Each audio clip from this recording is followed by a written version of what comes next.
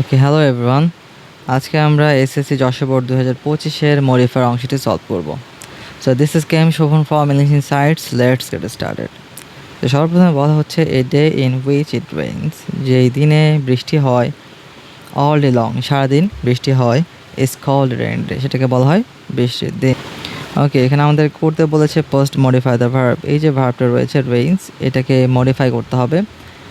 Modify post modify the verb, এই ভার্বকে modify করতে গেলে আমাদের দরকার adverb time place manner. Time place আর ম্যানারের মধ্যে থেকে এখানে আমাদের আসবে ম্যানারটা, যে কীভাবে বৃষ্টি হয় সারাদিন। ইট রেইনস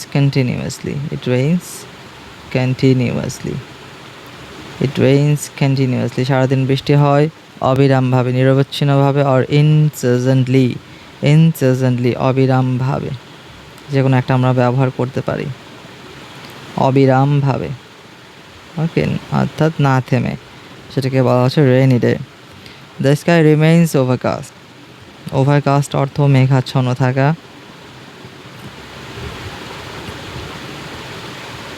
ওকে, ওভারকাস্ট অর্থ মেঘাচ্ছন্ন থাকা। দ্য স্কাই রিমেইনস ওভারকাস্ট, আকাশ মেঘাচ্ছন্ন থাকে।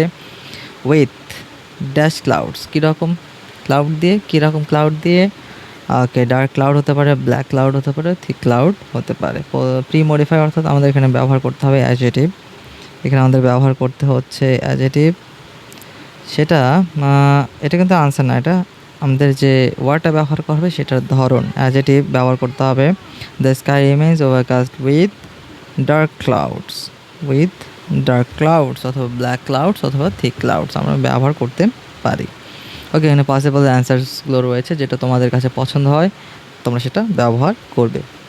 ওকে, প্রত্যেকটা আনসারে কিন্তু এখানে রাইট।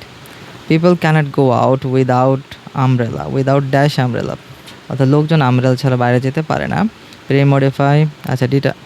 মডিফাই করতে বলেছে এবং আর স্পেসিফিক করে বলে দিয়েছে উইথ এ ডিটারমিনার অর্থ এখানে আমরা ব্যবহার করবো আর্টিকেল। আমব্রেলার সঙ্গে আমরা আর্টিকেল ব্যবহার করবো an. People cannot go out without an umbrella, এখানে আর কোনো আনসার হতে পারে না। It affects our dash activities. Affects অর্থ প্রভাবিত করা। এটা আমাদের অ্যাক্টিভিটিসকে, আমাদের কার্যকলাপকে প্রভাবিত করে। কী ধরনের অ্যাক্টিভিটি হতে পারে? আবার প্রি মডিফাই অর্থাৎ এমন ধরনের অ্যাক্টিভিটিসের কথা বলা হচ্ছে, সেটা হতে পারে কি ডেইলি অ্যাক্টিভিটিস হতে পারে, অথবা নর্মাল অ্যাক্টিভিটিস হতে পারে, অথবা আউটডোর অ্যাক্টিভিটিস হতে পারে। তিনটাই right. It affects our daily activities. Even the school and colleges are shut down, যে যদিও এমনকি স্কুল এবং কলেজ বন্ধ হয়ে যায়।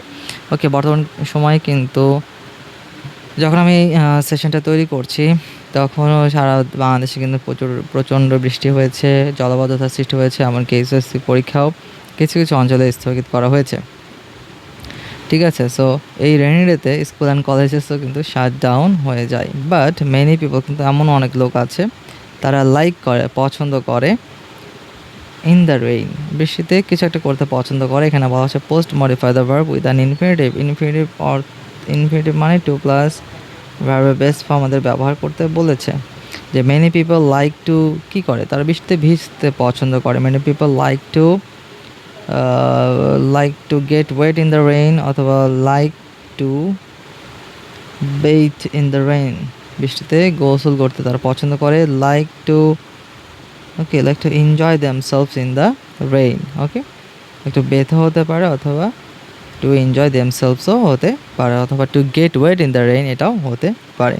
এখানে একটা জিনিস দেখি, বেথ, BATH, এখানে যে ওয়ার্ডটা ব্যবহার করেছে বেথ, আর একটা ওয়ার্ড রয়েছে BATH, বাথ। ওকে, যে টেক এ বাথ, এটা হচ্ছে সাধারণত নাউন, এটা নাউন হিসেবে ব্যবহার করা হয়। টেক এ বাথ, গোসল করে নাও। আর I am going to bathe, okay, আমি গোসল করতে যাচ্ছি, এটা হচ্ছে ভার্ব। এটা ভার্ব, খেয়াল রাখবো স্পেলিংয়ে ভার্বের সাথে একটা রয়েছে, আর নাউনের সাথে কোনো কিছু নেই। Okay, 6 number, they go to an. Okay, এখানে আমাদের আর্টিকেল রয়েছে অ্যান, তার মানে আমার একটা ওয়ার্ড বসবে যেটা ভাওয়েল দ্বারা শুরু, I O U A vowel দ্বারা শুরু। ওকে, আচ্ছা।